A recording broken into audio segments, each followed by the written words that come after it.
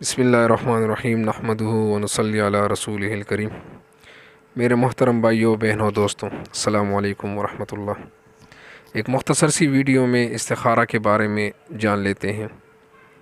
حضرت جابر رضی اللہ عنہ فرماتے ہیں کہ رسول اللہ صلی اللہ علیہ وسلم ہمیں اس طرح تاکید سے استخارہ سکھاتے تھے تمام کاموں میں، جس طرح ہمیں قرآن مجید کی کوئی صورت سکھاتے تھے۔ اللہ تعالیٰ سے خیر اور بلائی مانگنے کو استخارہ کہتے ہیں۔ استخارہ سے بندے کو اللہ تعالیٰ کا قرب ملتا ہے اور وہ فرشتوں جیسا بنتا چلا جاتا ہے، یعنی اللہ تعالیٰ کا مقرب۔ حضرت شاہ ولی اللہ رحمۃ اللہ علیہ فرماتے ہیں، استخارہ فرشتوں جیسا بننے کے لیے ایک تیر بہدف مجرب نسخہ ہے، جو چاہے آزما کر دیکھ لیں۔ وجہ اس کی یہ ہے کہ استخارہ کرنے والا اپنی ذاتی رائے سے نکل جاتا ہے اور اپنی مرضی کو اللہ تعالیٰ کی مرضی کے تابع کر دیتا ہے۔ فرشتے بھی ہر معاملے میں اللہ تعالیٰ کے حکم کا انتظار کرتے ہیں، اور استخارہ کرنے والا بھی اپنی رائے چھوڑ کر اللہ تعالیٰ سے اس کی مرضی اور خیر مانگتا ہے۔ پس جو بندہ بکثرت استخارہ کرتا ہے وہ رفتہ رفتہ فرشتہ صفت ہو جاتا ہے۔ حضرت شاہ ولی اللہ ایک دوسری جگہ پر فرماتے ہیں کہ استخارہ کی بڑی حکمت یہ بتائی ہے کہ اس کے ذریعے انسان کو فال نکالنے کے عمل سے نجات ملتی ہے۔ اچھا جی، اب استخارہ کا طریقہ کیا ہے؟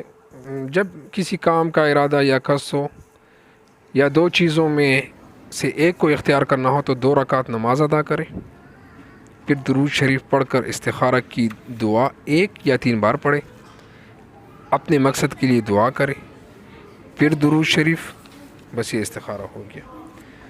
استخارہ کے الفاظ کیا ہے جو مختلف کتابوں میں تو کچھ تھوڑے بہت الفاظ کی چینجز ہے اس میں۔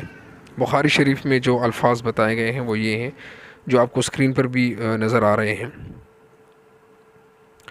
اللہم انی استخیرک بعلمک واستقدرک بقدرتک واسألک من فضلک العظیم فإنک تقدر ولا اقدر وتعلم ولا اعلم وانت علام الغیوب اللہم ان کنت تعلم ان هذا الامر خیر لی فی دینی ومعاشی وعاقبت امری عاجل امری وآجلہ فاقدرہ لی ویسرہ لی ثم بارک لی فیہ وان کنت تعلم ان هذا الامر شر لی فی دینی ومعاشی وعاقبت امری عاجل امری وآجلہ فاصرف عنی واصرفنی عنہ واقدر لی الخیر حیث کان ثم ارضنی بہ۔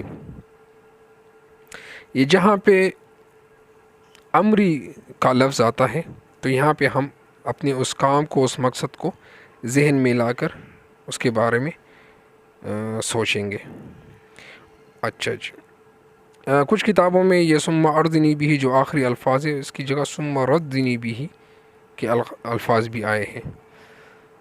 تو اللہ کرے کہ ہم استخارہ کے عادی ہو جائیں، ہر ایک کام میں اللہ جل شانہ سے مشورہ کرنا، مدد مانگنا۔ اور یہ بھی نہیں ہے کہ استخارہ ایک مرتبہ ہو جانے سے یا 2-3 مرتبہ ہو جانے سے، اس کے لیے کوئی وقت مقرر بھی نہیں ہے کہ اتنی مرتبہ کر لو، کیونکہ ایک مرتبہ ایک بہت اہم کام کے لیے حضرت عمر رضی اللہ عنہ انہوں نے استخارہ 1 مہینے کے لیے کیا تھا۔ تو اور اچھا، ایک اور ضروری بات کہ استخارہ میں یہ بھی ضروری نہیں ہے کہ آپ کو خواب میں نظر آ جائے۔ بس ایک کام ہے، مثال کے طور پر 2 کام کرنے ہیں، دونوں کاموں میں سے ایک کون سا والا کام کر لیں۔ جب آپ استخارہ کرتے ہیں، بار بار کرتے ہیں، تو جس کام کی طرف آپ کا دل مائل ہو جاتا ہے بس وہی کام کر لیں پھر، اور اس میں پھر خیر بھی ہوگی۔ بظاہر ہو سکتا ہے کہ آپ کو اس میں خیر نظر نہ آ رہا ہو، لیکن اگر آپ کا دل اس کی طرف استخارہ کے بعد مائل ہو رہا ہے تو اس میں خیر ہی ہوگی۔ تو اللہ ہمیں اس پر عمل کرنے کی توفیق عطا فرمائے۔ السلام علیکم ورحمۃ اللہ۔